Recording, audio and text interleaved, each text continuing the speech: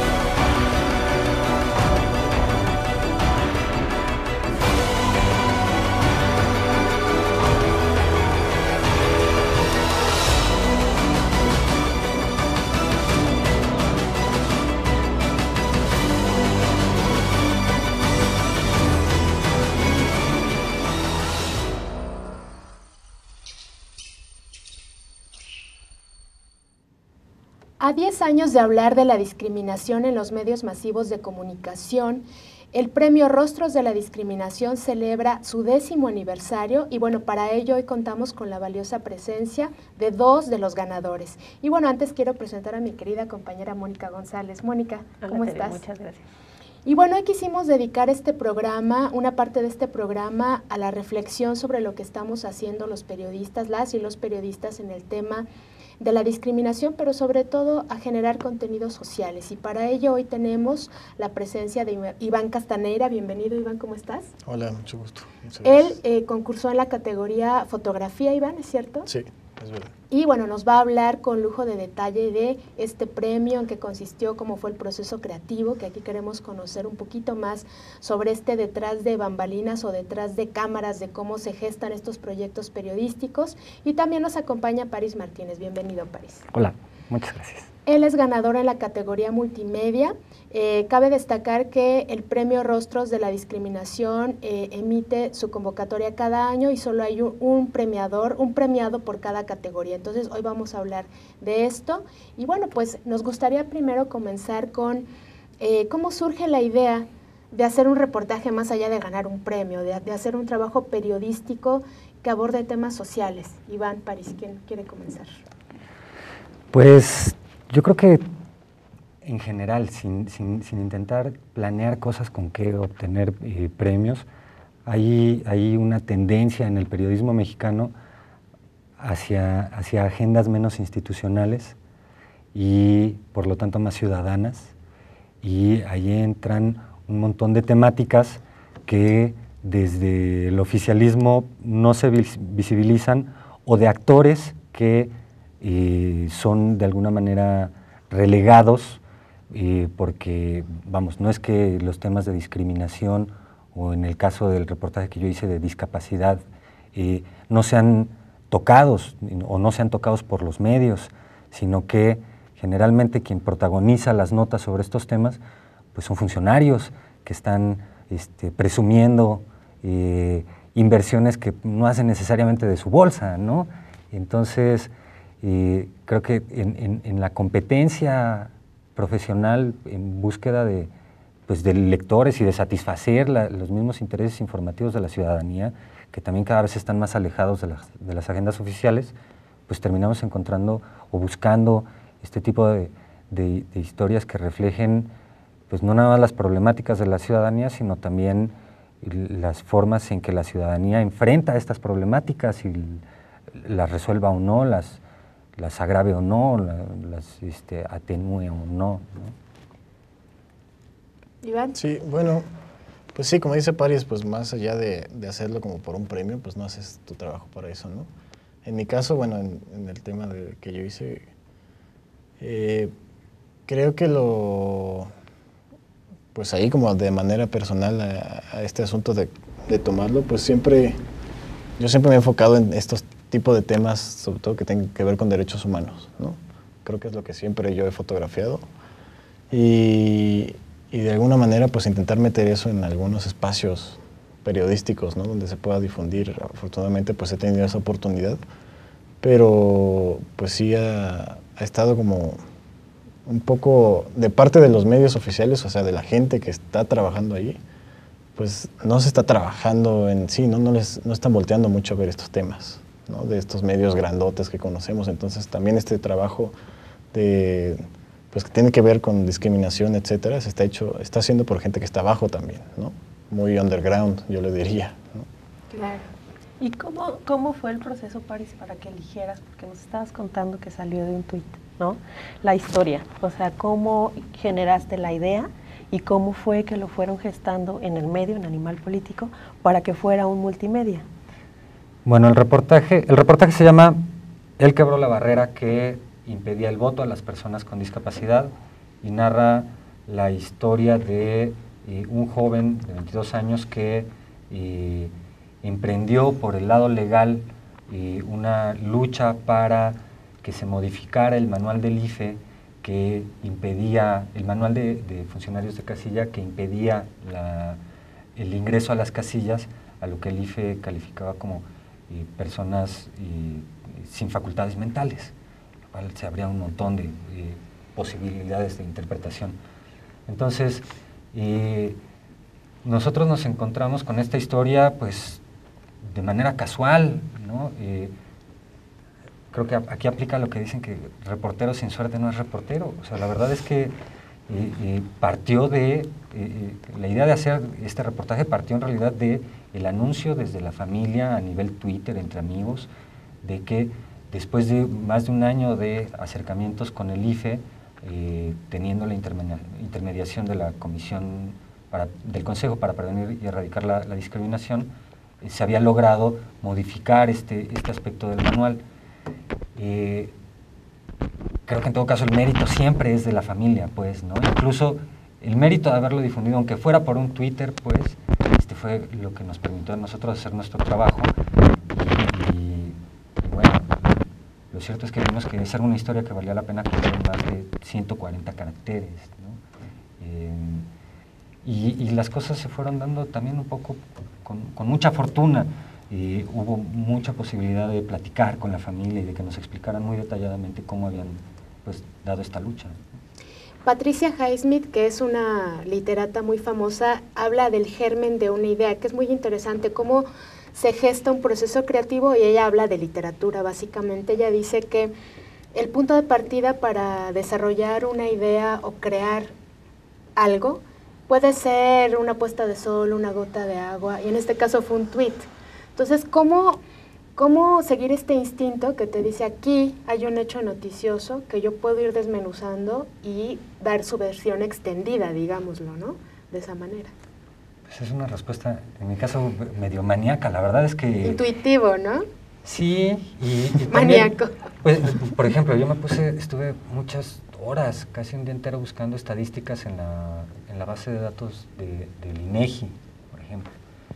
Para un dato que se resume ni siquiera en un renglón, ¿no? O sea, para poder decir 307,000 personas se vieron beneficiadas con la lucha de este joven, pues eso, me la pasé todo un día queriendo sacar ese dato exclusivamente, y eso te lleva a otra idea, y a otra idea, y a otra idea, y es muy gratificante que además, en el caso del reportaje que nosotros hicimos, la categoría en la que ganó es reportaje multimedia en Internet, y gran parte del mérito de ese reportaje tiene que ver, obviamente, con la historia de la familia, pero también con el trabajo de edición que se desarrolló, digamos, en la mesa de redacción del portal Animal Político, en donde pues, echaron mano de herramientas que yo francamente no me habría imaginado que se podían emplear tan bien, como fueron programas que te permiten hacer un discurso gráfico mucho más cercano al diseño editorial, con juegos tipográficos, con numeralias interactivas, con fotogalerías interactivas. Entonces, todas esas cosas alimentaron de manera afortunada el discurso el discurso periodístico a través del cual se llevó esta información a los lectores, ¿no? De una plataforma. Y en tu caso, Iván, ¿de qué fue? De migrantes, ¿verdad? Sí, mi trabajo fue sobre migrantes, sobre Cuéntanos. viacruces del migrante. ¿Cómo fue este proceso? Bueno, este viacruz del migrante pues se hace cada año en Semana Santa para representar hacer una analogía entre el Vía Crucis cristiano y el camino que tienen que llevar a cabo los migrantes, ¿no? En su tránsito por México. Entonces yo llevo de los 5 años que se ha hecho, yo he estado en 4, ¿no? Este fue mi cuarto. Y pues en realidad en esta ocasión fue totalmente diferente a lo que yo había esperado, ¿no? O sea, lo que yo había, pues, como ya lo había hecho otras 3 ocasiones, decía, bueno, ya sé, ¿no? Van a representar en tal estación migratoria y arriba del tren, las caídas, etcétera, ¿no? Entonces, bueno, ya llevaba una idea como de qué iba a querer fotografiar, ¿no? Pero, pues este Vía Crucis fue totalmente diferente, ¿no? Entonces yo creo que eso fue también lo que a mí de alguna manera me impactó. Estamos viendo en pantalla algunas de estas fotografías, de estas imágenes, y bueno, más adelante también veremos parte del trabajo de Paris. Entonces, ¿por qué fue diferente, Iván? Pues si pueden ver en el trabajo fotográfico, hay una parte, o sea, se divide como en 3 partes de la historia, ¿no? La vida en el albergue, la cotidiana, después viene un momento en el que todos están como arriba del tren. Muy bonita esa foto. Y después viene un momento en el que todos están caminando, ¿no? Entonces de repente uno diría, bueno, ¿por qué están caminando ahora si se supone que estaban arriba del tren? Lo que pasó fue algo que yo creo que nadie se esperaba. En el albergue había como cerca de 400 personas. Todas ellas habían empezado a llegar porque se fueron enterando que iba a haber una caravana que los iba a llevar con seguridad a través de México. Y eso hizo que llegaran familias completas, con niños, personas solas, o sea, familias, hombres, mujeres, de todas las edades. Con esa esperanza, ¿no? Eso fue un sentimiento que se creó y que había muchísimo ahí dentro de esta caravana. Los momentos antes de subir al tren, había gente cantando, gente riendo, gente bailando, esperando, ¿no? Mucho decía, bueno, vamos a empezar a cruzar México seguros. Esa foto es una de las del portal de En el Camino, ¿verdad? El micrositio. Y pues de repente subimos al tren todos, los 400 ahí nos acomodamos como pudimos, como a las 3 de la mañana, y de repente se va el tren, sin nosotros. La máquina, ¿no? Sí, no, o sea, desenganchó los vagones donde estábamos y se fue con todos los demás. Entonces en ese momento pues te quedas así como un sentimiento generalizado de desesperanza, ¿no? Toda la esperanza que había unas horas antes, 6 horas después que se va el tren sin ningún migrante, se acaba, ¿no? O sea, se rompe, o sea, todo el mundo en silencio, triste, ¿no? Y bueno, más adelante contaremos con mayor detalle no solo lo que implicó el trabajo de ustedes dos en términos del proceso creativo, sino también del trabajo colectivo que implica hacer un producto periodístico de calidad con una investigación o con un trabajo previo que ustedes ya tienen como periodistas o como fotógrafos y que en este caso se va a dar a conocer pues prácticamente en varios medios nacionales e internacionales, y esto refuerza la idea de cómo el periodismo también puede aportar una reflexión social y una reflexión colectiva sobre nuestras formas de ver el mundo y de ver la migración y de ver la discapacidad. Les invitamos a que se sigan quedando con nosotros en Periodistas de a Pie. Vamos a regresar con videos, fotografías y con parte de este proceso creativo de 2 de los ganadores de la 10ª edición del Premio Rostros de la Discriminación. Quédese con nosotros.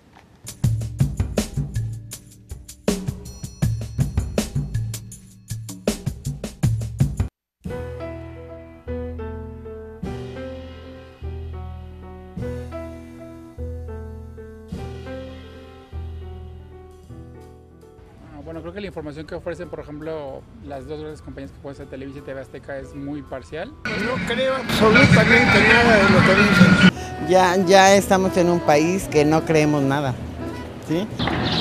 Lulia Altino. Bueno, yo tengo una idea que son monopolizados, deberían ser para todos, están muy controlados, entonces eso no me parece buena idea. Que para empezar no me gustan y no les creo. Hay veces que dicen, por ejemplo, aquí en el mercado que se quemó y hay muchas cosas que dijeron en las noticias y no eran ciertas. Pues ya ves que manipulan todo, Televisa. Pero lo que no me gusta es mucho el amarillismo. poco creíbles. Pues el medio masivo de comunicación lo primero que debe tener pues es el valor, ¿no? Para no callar las verdades. ¿Rompeviento? ¿Rompeviento? Estate quieto, algo así. Pues sí, no sé decir qué cosa de rompeviento así nada más. Bueno, es como una defensa ante un ambiente muy hostil. Como pues algo que va como revolucionar, algo pues positivo. ¿Rompeviento? Sí, ¿no? Es un rompeviento, es algo, ¿no? O sea, como, no sé, pues... Un aparato, no sé. Pues rompeviento es como ese objeto que me va a permitir avanzar, ¿no? Sí. Rompeviento sería...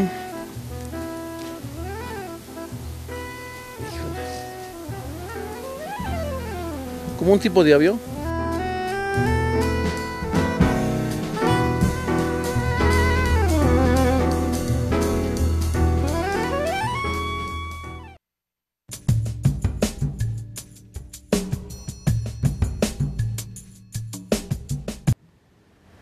Gracias por seguir con nosotros. Estamos platicando con Paris y con Iván, que son ganadores de la décima edición del premio Rostros de la Discriminación. Y nosotros queremos preguntarle, ya nos había platicado Paris más o menos cómo había sido lo del tuit, cómo se había gestado el proceso en sentar y convencer, ¿no? a una redacción, cómo se suman todas las personas que se vieron involucradas en este proyecto multimedia. O sea, ¿quién te acompañó? ¿Cómo fue? ¿Cómo procesaron la parte de un video que vamos a ver ahora? Y tal vez después del video nos explicas cómo se fue gestando cada una de las participaciones de la gente que te ayudó a hacer esto del árbitro, de los actores que participan y también cuál es el proceso con la familia, ¿no? O sea, cómo fueron llevando, porque ustedes fueron adquiriendo información de la familia, ¿no? Todo ese proceso periodístico, pero vamos a ver primero el video del proyecto de multimedia de Paris.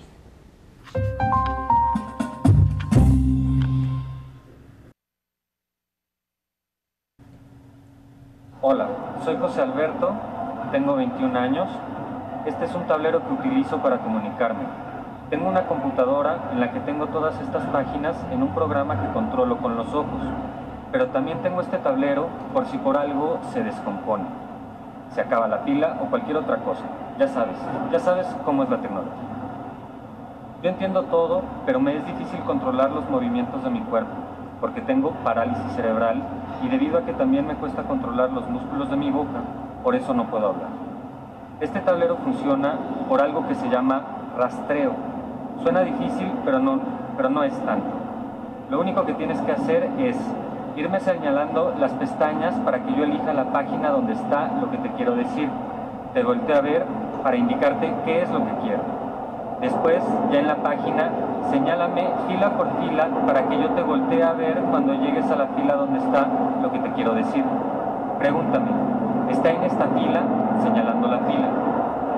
Por último, señala uno por uno los cuadritos de esa fila para que yo te voltee a ver cuando llegues a lo que te quiero decir.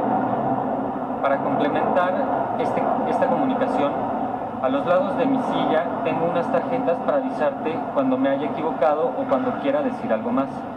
También puedes hacerme preguntas sí, no. Para decir que sí, cierro los ojos y o sonrío y o te volteo a ver.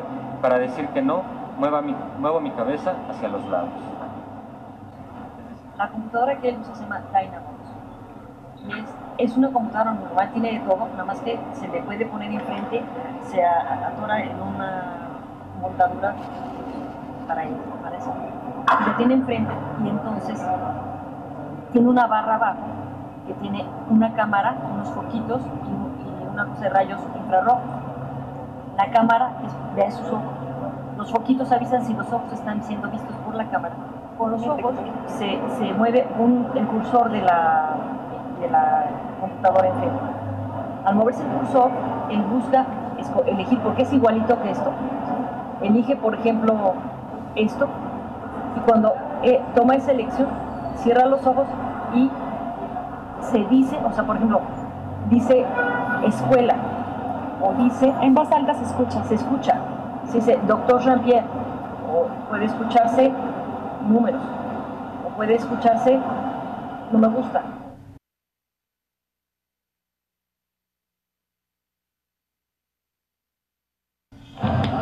¿Quisieras darnos un mensaje a través de tus computadores para...? Ok, ciérrale los ojos y sí.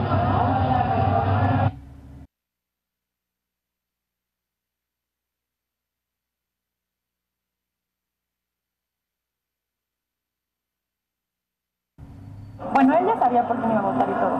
Pero bueno, lo que se propuso es, él votó con un marco, el cual está indicado, y en cada esquina existe un partido político. Entonces el marco se lo pone una persona así en la cara, y a través del orificio, pues ve a la persona que quiere votar, y entonces con los ojos esta persona señala el partido político, y pues no puede haber mano negra porque hay testigos. Pues sí, la de secrecía no se está cumpliendo, pero pues yo pienso que hay excepciones que por sentido común se pueden hacer, hay que ser flexibles y romper paradigmas.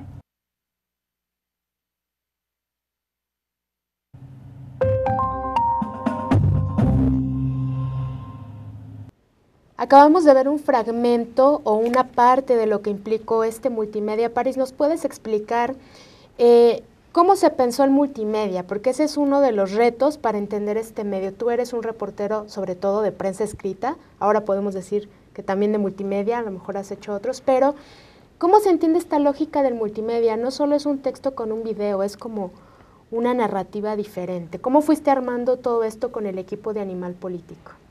Bueno, como les decía, tiene mucho que ver como la fortuna, la buena fortuna de que pues es una historia que además se deja narrar como muy fácil, ¿no? Es una historia completa, no fue una historia en la que tuviéramos que dejar a la mitad y decir, y bueno, y ahora falta que resuelvan las autoridades, sino no, ya se podía contar toda la historia, y además era una historia que te llena como de ánimos, y entonces eso también de alguna manera marca... o abre puertas para un discurso gráfico y escrito y en video o en imágenes, pues menos ceremonioso, ¿no? Por lo menos.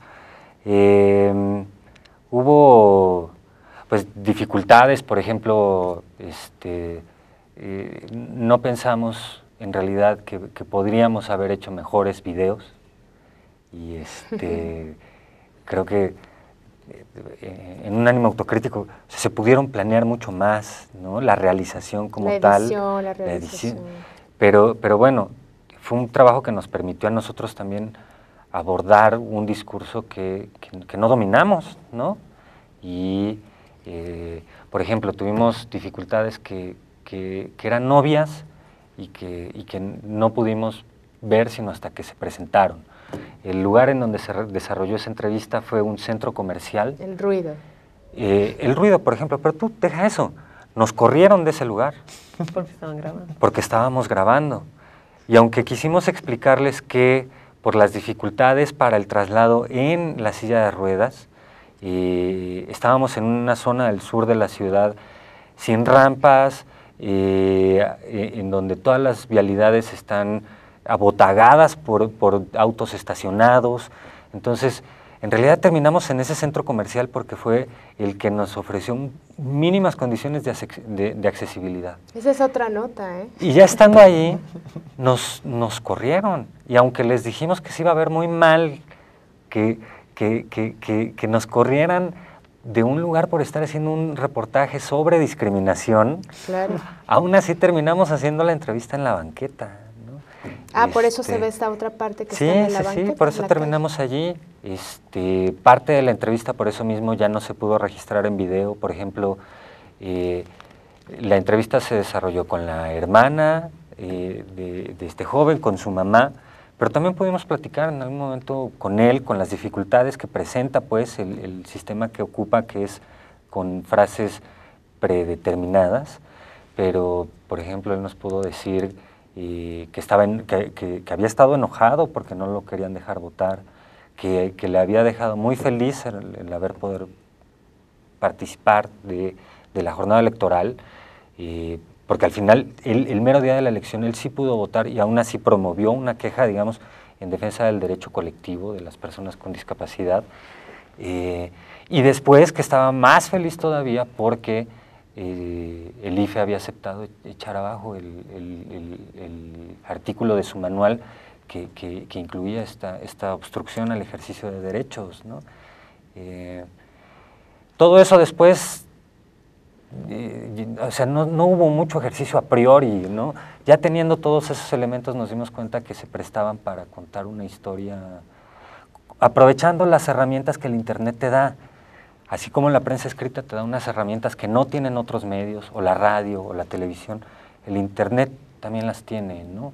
Y quisimos pues aprovecharlas un poco improvisando, ¿no? Y el resultado fue una lectura dinámica pues de este hecho y estamos orgullosos pues, ¿no? Claro, la plataforma también tiene que ver mucho con la forma de contar, que eso lo hemos hablado aquí en varias ocasiones y es todo un tema interminable hablar de las plataformas, del multimedia, de las nuevas narrativas, nuevas y no tan nuevas, pero bueno, el chiste es contar historias, saber contarlas y poder transmitirlas a personas que no están familiarizadas con el tema, Iván, discapacidad, en este caso migración. Nosotros creemos que todo el mundo sabe o conoce los temas porque estamos metidos en los temas, pero no es así. Habrá quienes nunca han visto el viacrucis de los migrantes, en sentido metafórico y real, y que ver toda esta vivencia, toda esta vida cotidiana, todo este universo íntimo que viven los migrantes es una forma de conectar de otra manera, más allá de las cifras o más allá del discurso gubernamental sobre la migración. ¿Cómo te fue, o sea, cómo fue este acercamiento con los migrantes?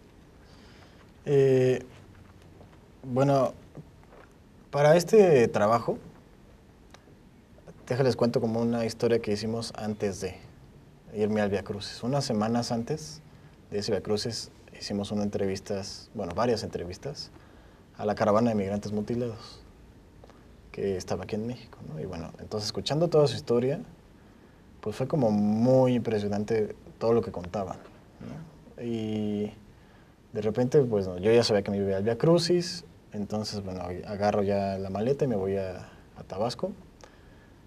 Y algo que me pasó allá fue que recordaba muchísimo las historias de los migrantes que habían sufrido un accidente y una amputación de alguna extremidad, ¿no? Entonces eso me creaba, no sé, de alguna manera me tocó muchísimo más este tema, por eso les decía que para mí este Viacrucis fue muy diferente, por todo lo que pasó, por la desesperanza, por el momento en el que nos bajaron, por el momento en que se creó Fray Tomás, que es el encargado del albergue, al momento de no saber, pues todos teníamos como esa duda, ¿qué va a pasar con 400 personas aquí que quieren cruzar México y que no han podido ni avanzar de Tenosique? Y lo que hizo fue que agarró y les hizo una asamblea y le dijo a todos los hondureños, porque la mayoría eran hondureños, creo que el 95% eran hondureños, a los migrantes ahí les dijo, ustedes decidan qué hacer y nosotros los acompañamos. Entonces dijo, bueno, prensa, voluntarios y los encargados del albergue, vámonos a otro espacio, dejemos que ellos decidan qué es lo que quieren hacer. Bueno, nos fuimos, discutimos nosotros también que los vamos a acompañar, que vamos a hacer esto, que vamos a difundir, que vamos a escribir, a tomar fotografías. Regresamos y ellos dijeron, queremos caminar. Entonces, pues así empezó esta caminata, ¿no? Para mí fue muy impresionante. También, sobre todo, algo que no se había dado, o que yo no había visto que alguien le diera, era ese poder de decidir al migrante, ¿no? Porque normalmente, pues, el que decide todo, pues, es el albergue, o el pollero, o quien sea, ¿no? Quien los traiga. Y ellos están como, pues, como les han contado las historias, o siguen al que ya ha cruzado, ¿no? Pero aquí ellos decidieron. Y bueno, más adelante veremos toda esta parte de cómo también Iván, en este caso, acompaña esta caminata y coloca en un primer plano a los migrantes desde distintas ópticas y desde distintos ángulos que no solamente tienen que ver con la victimización o la discriminación, sino con la decisión sobre su camino. Muy bien, les invitamos a que se sigan quedando con nosotros en Periodistas de a Pie por Rompeviento TV.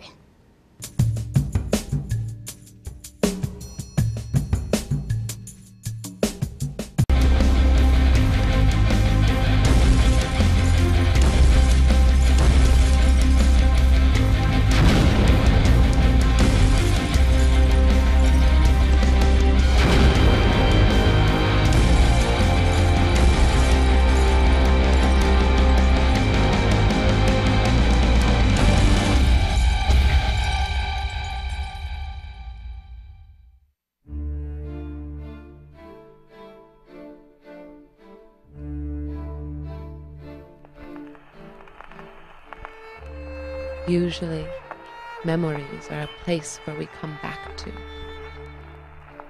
Sometimes they are a place where we go to, but instead of memories, people call them desires.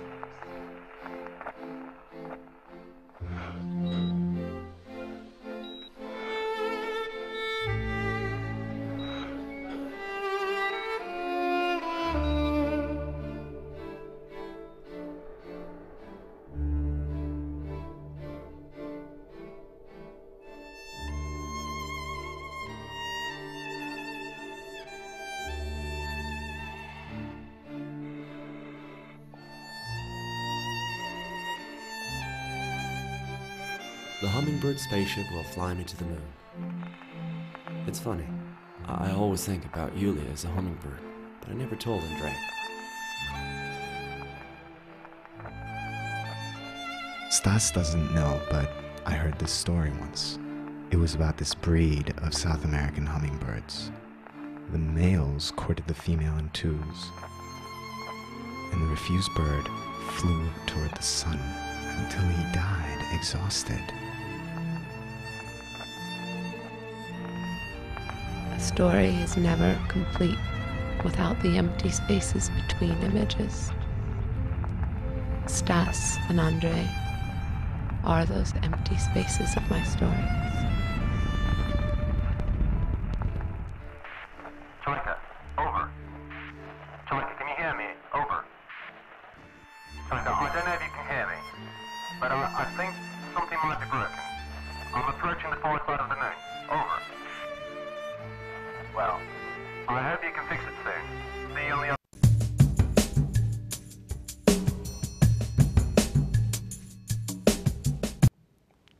Muchas gracias por seguir con nosotros y estamos platicando con Paris Martínez y con Iván Castaneira, pero primero queremos saber, Tere, cómo Tere fue jurado de la categoría multimedia. Entonces, ¿cómo es el proceso también de los jurados en este tipo de selección, ¿no? Porque quiero especificar que para ser jurado, pues no te pagan, no tienes ninguna retribución, no son periodistas que otorgan su tiempo aparte también, ¿no? Que se roban un ratito para empezar a calificar el número de trabajos que en México sí es considerable cuando entran a los concursos. Entonces, ¿cuál es el proceso también del jurado? ¿Cómo ven los nuevos temas? ¿Cómo ven los abordajes de los periodistas que están haciendo o desarrollando? ¿Y cómo es la parte de la selección para decir este ganó, ¿no? Hay una parte que es muy formal, que son los formatos, donde se deciden, digamos, las categorías o las rutas de evaluación. Una tiene que ver con cosas meramente formales o de investigación, o sea, si realmente el trabajo tiene una investigación seria, si tienen cifras, digamos, fidedignas, exactas. La otra parte es la narrativa, si es novedoso, si está bien contado, si es atractivo, si se entiende, porque muchas veces en el tema de derechos humanos los lenguajes o las palabras son complicados o pesados, ¿no? Tratados internacionales, nuevas palabras o conceptos que precisamente lo que intentan es cambiar el discurso sobre la discriminación. Y otra parte muy importante es el diálogo entre los jurados. Precisamente, bueno, quienes consulten la página verán todas las categorías y los jurados, pero puedo decir que en fotografía estaba, bueno, Pedro Valtierra, Frida Hartz, en radio estaba Gabriela Barkentin, Maru Chávez y está Lucía Lagunes de CIMAC.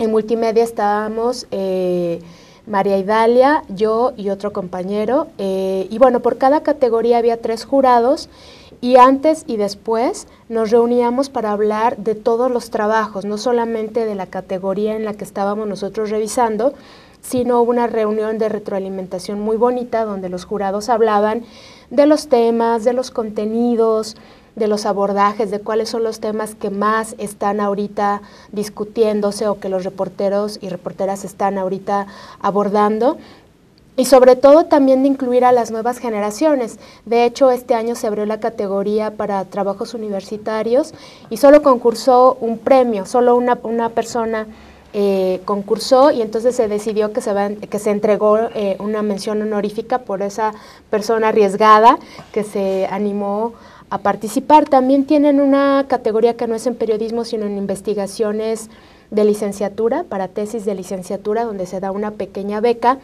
pero CONAPRED invita a periodistas porque está interesado en que el lenguaje vaya cambiando a partir de los medios, que finalmente son los medios quienes modifican o influyen en el lenguaje y en las prácticas, en la percepción social. En un primer momento el premio estaba muy enfocado, bueno, los periodistas se enfocaban mucho a temas de diversidad sexual o lucha contra la homofobia, que Toño Medina ya estuvo aquí, que fue ganador de la primera edición, pero poco a poco las y los periodistas han estado buscando otras vetas, otras aristas, otros temas, porque el ámbito de la discriminación pues es diverso, como las personas somos diversas, y no solamente se circunscribe al tema de diversidad sexual, ¿no? Hay discriminación laboral, discriminación por edad, discriminación por etnia, por lengua. Bueno, desafortunadamente hay muchas formas de discriminación, pero también hay muchas formas de contarlo.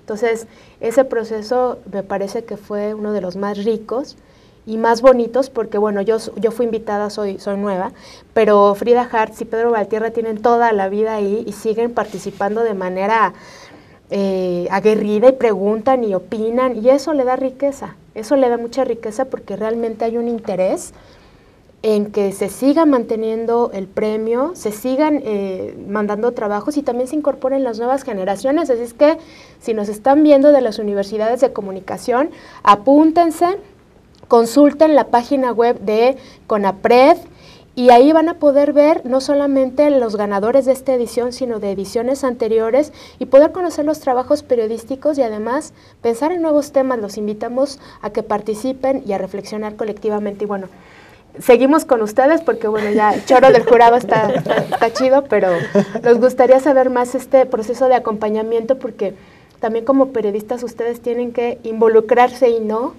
con los temas y con la persona. También luego uno les agarra cariñito a sus entrevistados, porque estás ahí, los conoces y te acercas de alguna manera, pero luego tienes que alejarte. Pues sí, en algún momento tiene uno que aislarse y hacer una evaluación pues profesional de la información que tienes, pero en realidad no es malo tener cercanía con las temáticas, con las problemáticas, con las víctimas o con quienes terminan resolviendo esas problemáticas. Por ejemplo, yo creo que el único mérito, y fue en serio una casualidad que tuvimos en este reportaje, fue haber leído un tuit. Y eso tiene que ver, no es necesariamente una práctica cotidiana del periodismo.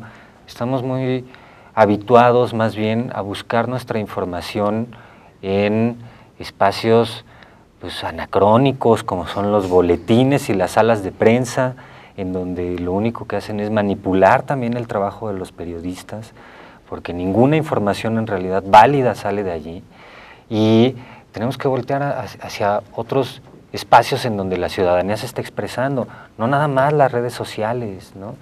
Y por eso me parece también muy importante el premio, porque es un estímulo para que los periodistas que estamos llenos, envueltos en telarañas, en prácticas instituidas que lo único que hacen es alentar nuestro trabajo, pues voltemos hacia estas otras nuevas prácticas. No sé, eso creo. Pero yo sí quiero que ustedes dos hagan también un reconocimiento a que ustedes a ninguno de los dos se les agendó, por ejemplo, este tema, ¿no? O sea, que cada uno de ustedes, y esto es algo que cada vez se está dando más en el periodismo, en la gente que quiere hacer periodismo de derechos humanos, es ir y buscar su propia agenda, ¿no? O sea, a mí no te tienen por qué decir qué es lo que te va a interesar, ¿no?, en materia periodística. Es bien importante, lo que dices del tuit, yo por eso lo recalcaba en un principio, es qué importancia tiene que tú creas que de ahí se puede desarrollar la multifacética manera de contar, ¿no?, lo que ellos quisieron expresar en estos caracteres que vienen bien limitados, ¿no? O sea, contar todos los actores, hacer un video, nosotros poder tener acceso a enterarte cómo se comunica esta persona, ¿no?, José Alberto, y es algo que tal vez no habíamos visto y que por lo menos por video nos dimos cuenta, ¿no? Entonces los auditorios a veces también estamos tratando de olvidarnos de cómo se deben de, cómo queremos exigir, ¿no? Cómo se debe de contar algo, ¿no? Y retomando otra vez, si ustedes no fueron ni nadie les dijo que tenían que hacer esto, ¿no? Entonces el reconocimiento del premio es padre porque porque lo van a ver, o sea, su trabajo lo va a ver mucho más gente, va a tener mayor difusión, pero no es eso, o sea, se siente muy bonito, ¿no? O sea, que sean reconocidos y se lo merecen, pero una de las partes principales de esto es que eso no se los agendó nadie, ¿no? O sea, ustedes buscan su propia agenda, ustedes van por sus notas periodísticas y como dice Tere, tal vez los universitarios no saben de este premio, ¿no? Tal vez los universitarios no saben que pueden empezar a ingresar. No todos los premios de periodismo tienen este rubro o esta categoría para que los chavos empiecen a estimular y es muy importante, creo, que nos digan también ¿cómo es que han seguido esta agenda que ustedes propios se han ido marcando, ¿no? O sea, 4 años de Vía Crucis del Migrante, ¿no? Y en este último, pues te tocó, después de la consistencia, ver lo que pasó con 400 personas y la crisis ahorita que hay de gente. A mí me encanta la foto, por ejemplo, del niño que está arriba del tren, ¿no? Y que está así como en la noche, como súper desafiante y justo explota toda esta crisis de los chicos, ¿no? De los niños, de los menores que están cruzando por México y esta manera de contar cómo te dice que sí o cómo hizo su voto, ¿no? Eso es lo padre de los trabajos que ustedes están haciendo y de los que se están reconociendo, no nada más es en estas 2 categorías, ¿no? Que son muy visuales, en las otras, ¿no? O sea, son obsesivos. Aparte de sus chambas, se ponen a investigar temas. Mira, yo creo que es bien importante además que los estudiantes o quienes aspiran a hacer periodismo sepan que este es un periodismo muy divertido, muy gratificante de hacer, en contraste con otro periodismo que es muy aburrido y que te vuelve además muy aburrido a ti mismo, ¿no? La gente que lleva años enclaustrada en salas de prensa, nada más aguardando que les caiga un boletín para ponerle su nombre y mandarlo a su medio, y es gente que además de que lleva años sin hacer periodismo, ha quedado incapacitada para hacer periodismo, ¿no? Ya no se te ocurren temas chidos, ya no te emociona nada, ¿no? Y más bien entrarle a los temas de derechos humanos, que si bien se sufre mucho, pues se siente feo, ¿no? Tienes que acompañar a las personas. Ajá, no me imagino la frustración que vivieron, que compartiste con ellos, viendo partir el tren con todo y sus esperanzas, ¿no? Sí, exacto. Entonces, eso es, te remuerde, te hace, pero es también así como uno se siente vivo, pues, ¿no? Y entonces este periodismo te permite eso y tendrán que estar muy interesados las nuevas generaciones en hacer cosas así. 2 de los ganadores inviten a los chavos, a las chavas. Órale, éntrenle. No, éntrenle. pues sí, como dice Tere. Cuenten pues el proceso. Pues o sea, bueno, repitiendo un poco lo de Paris, el proceso, los invitamos a que esto sea lo que, o sea, este periodismo es el que de verdad te llena de todo, ¿no? Te llena de tristeza, te llena de alegría, te llena de llanto, te llena de risas, te llena de todo. Entonces, empezar desde la universidad, desde que estás, donde nadie te está dictando una agenda, creo que es lo mejor que podrías aprovechar, ¿no? Estos momentos en donde tú puedes proponer, en donde tú puedes empezar a embarrarte de estos temas tan divertidos, tan tristes, tan trágicos o a veces tan hermosos que pues al final de cuentas regresan y te dan muchísimo también como periodista. A ver, Paris, un mensaje a los estudiantes. Pues creo que tendrían que concentrarse en que, por ejemplo, este tipo de premios les permitirían añadir a su currículum, quizá inaugurar su currículum con una línea muy valiosa. No nada más este premio, este tipo de premios, pues, ¿no? Y tomando en cuenta que el mercado laboral en realidad es rudo. Es bastante rudo. Es rudo, no se espante, pero es bien chido el periodismo, pero es rudo. Digo, yo me imagino, si hubiera empezado, si hubiera tenido la fortuna de haber ganado, por ejemplo, siendo estudiante, una mención honorífica por un trabajo sobre discriminación, habría salido a buscar trabajo con mucha mayor seguridad y también con muchas más oportunidades de conseguir un trabajo y además un trabajo digno en donde hacer periodismo bueno, de calidad, no resumiendo boletines, ¿no? Con todo el respeto. Con todo el respeto para los compañeros que terminan haciendo eso, pues. Sí, sí, bueno, es que es esa otra parte y que también es un periodismo donde le tienes que buscar, donde hay rutas que no están escritas, ni están puestas, ni el caminito está hecho. Por eso es lo divertido. Pero también, por ejemplo, hay que recordar el 51 bis en Sinaloa, ¿no? Es a lo que te quiere llevar, ¿no? Que se revocó. Pero es esta parte en donde la oficialidad te dice, no, yo te voy a dar el boletín para que tú desde la sala de prensa escribas lo que, ¿no? O digas, o yo te paso la foto, ¿no? De lo que pasó. Esta parte es lo que quiere un poco apaciguar, ¿no? Las esperanzas de toda la gente que está queriendo salir a hacer cosas, ¿no? Entonces también hay parte en donde no es porque los compañeros se quieran quedar a hacer desde la sala de prensa esto, ¿no? Sino porque también hay una dinámica en donde implica un riesgo, donde implica algo que tenga que ver con no está, o sea, si sales te voy a, ¿no? A balear, si sales te voy a dar una que otra revolcada, ¿no? Te voy a amenazar 2, 3 veces, que es más o menos la atmósfera que se vive en los estados, ¿no? En el periodismo real, allá afuera, fuera del DF, incluso aquí también, ¿no? Oigan, queremos que compartan con nosotros sus correos, sus tweets, para las personas que nos están viendo, que vieron fragmentos de sus trabajos, pero que tal vez quisieran comunicarse, estudiantes, admiradores, admiradoras de su trabajo, digo, ya en términos como más cotidianos, porque yo creo que luego hay muchas dudas y cuando uno está estudiando siempre quiere como referencias, ¿no? Si alguna persona, un estudiante quiere comunicarse con ustedes o las personas que nos están viendo, ¿dónde los podemos encontrar? No, pues además honradísimo. Mi correo electrónico es pmartinez@animalpolitico.com y mi Twitter es @paris_martínez. Okay, aquí lo estamos viendo en pantalla, @paris_martínez y el correo electrónico pmartinez@animalpolitico.com. Muy bien, Iván. Bueno, yo creo que lo más fácil para encontrarme es mi página, es ivancastanegra.com y mi Twitter es i-chido, i-chido, perdón. I-chido. Sí, Iván Chido. Sí, Iván Chido. Okay. Y pues bueno, les invitamos a que también conozcan las otras categorías, los ganadores, las y los ganadores de las otras categorías, radio, reportaje. Por cierto, en reportaje nuestra querida compañera Ele Baltasar fue jurado también de esta categoría. Y bueno, pues a las instituciones que se sumaron también a este premio, a las y los periodistas que participaron, les agradecemos profundamente. Y a las y los chavos universitarios, ya, anímense.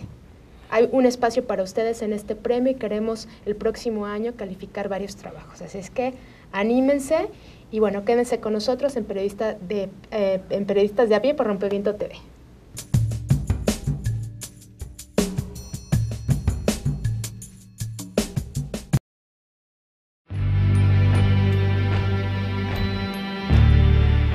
Hola, soy Alexa, soy la coordinadora del Premio Alemán de Periodismo Walter Reuter. Estoy aquí para invitarlos a participar en la 8ª edición de este concurso. El tema de este año se llama Los desafíos de la corrupción. Si tú has publicado un trabajo relacionado con este tema, te invito a meterte a la página www.papwr.org para conocer las bases y ojalá mandarnos tu trabajo.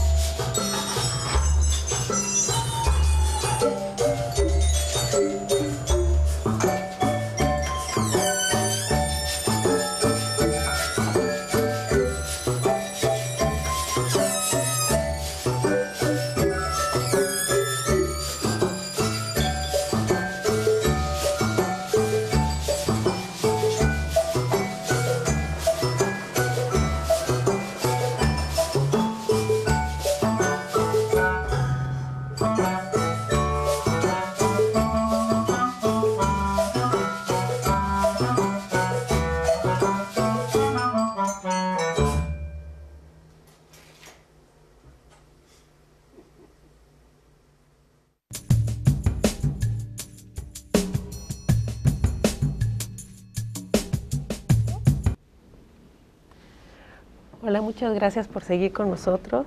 Estamos platicando sobre los premios. Acabamos de ver un promo para en la inscripción. Está abierta la convocatoria del premio alemán Walter Reuter. El premio alemán de periodismo Walter Reuter, que en su edición 2014 convoca a todos los periodistas que vivan o residan en México, pueden ser mexicanos o no mexicanos, pero que vivan en México, con el tema corrupción. Este premio, a diferencia de Rostros de la Discriminación, que habla sobre discriminación cada año y las categorías cambian, en este premio alemán de periodismo, cada año hay un tema y el tema de este año es corrupción. Se puede prestar para múltiples enfoques, aristas y abordajes, y bueno, está abierto hasta octubre. Quienes quieran pueden revisar la convocatoria. Y bueno, pues cada programa de Periodistas de a Pie estaremos difundiendo el video, porque es muy importante que se difunda, se conozca y sobre todo participe. Y bueno, Mónica, en este último segmento queremos hablar de un aniversario más de 72 migrantes de esta masacre y de las diferentes aristas en las que han abordado este tema. La semana pasada salió un reportaje de El Faro sobre otra más de las aristas o interpretaciones que se le está dando a los 72 migrantes, a este caso noticioso, pero también Periodistas de a Pie está empezando a hacer un propio acervo fotográfico de video, una investigación, un mapa de ruta para seguir dialogando y dando a conocer nuevos enfoques y nuevas noticias sobre este tema. Cuéntanos. Sí, estamos viendo ahorita en pantalla un mapeo de fosas. Este trabajo lo iniciamos en el MigraHack, que vinieron programadores y diseñadores y fue como una parte muy padre para gestar redes, ¿no? De gente que quiere participar y hacer cosas.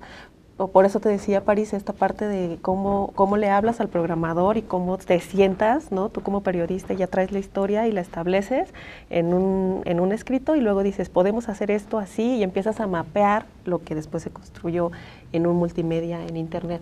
Entonces, lo que vimos ahorita fue parte de un ejercicio que hicimos en el MigraHack, se llama Más de 72, y hacemos referencia a que no fueron solo 72 personas las que fueron asesinadas, que ha sido una de las peores masacres en México, pero que estamos hablando de que hubo por lo menos otras dos donde el número de cuerpos era mucho más grande, ¿no? Y lo que queremos identificar en este proyecto es darnos cuenta que el paso migratorio de lo que tiene que ver con las fotografías que hizo Iván y esa decisión de empezar a caminar de los migrantes es porque se están haciendo secuestros en el trayecto del Golfo, de Veracruz y de Tamaulipas. Entonces, esto es lo que podemos observar en el mapa, es el camino, cómo empieza el camino de los migrantes, cómo van subiendo de albergue a albergue, y después cómo la ruta que posiblemente la gente que fue víctima en esta masacre pudo haber, por los lugares por donde pudieron haber caminado. Después tenemos dos testimonios de una chica de El Salvador que se llamaba Jamie Castro, y otro chico de Brasil. Y bueno, ha habido muchas maneras de contar la masacre de los 72 migrantes. La referencia que haces de Oscar es muy importante porque en los coyotes domados de la Sala Negra del faro.com, ustedes pueden ver qué es lo que estaba pasando con los coyotes y qué fue lo que no dieron, si dieron el dinero. Hay un testigo que se llama Fernando. Entonces queremos invitarlos, estamos en un proceso de trabajo en Periodistas de a Pie para trabajar en este proyecto y ver qué hicieron bien y qué hicieron mal en el proceso de los cuerpos, ¿no? O sea, cómo se llevaron, cómo llegaron, qué fue lo que se debió el debido proceso y cuál fue en lo que se falló, ¿no? Para entregarlos a los familiares o a los que apenas se acaban de entregar. Entonces, vamos a ver un video chiquito que es el intro de nuestro portal Más de 72 y ahorita regresamos.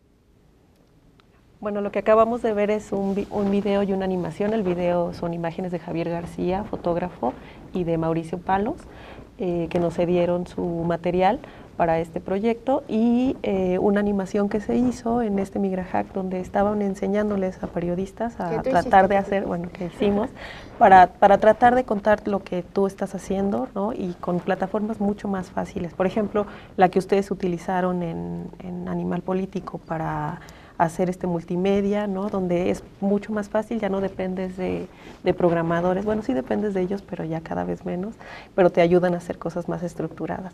Entonces, los invitamos. Para quienes quieran profundizar o echarse un clavadín a la página de Periodistas de a Pie, ¿dónde pueden encontrar? ¿En qué parte de la página pueden encontrar? En la parte derecha de la página de Periodistas de a Pie van a encontrar un iconito que se llama Más de 72, ahí vamos a estar actualizando la información y sobre todo poniendo mucho más sobre lo que está pasando ahorita en el proceso de investigación de lo que es el debido proceso y lo que debió de haberse hecho con los cuerpos.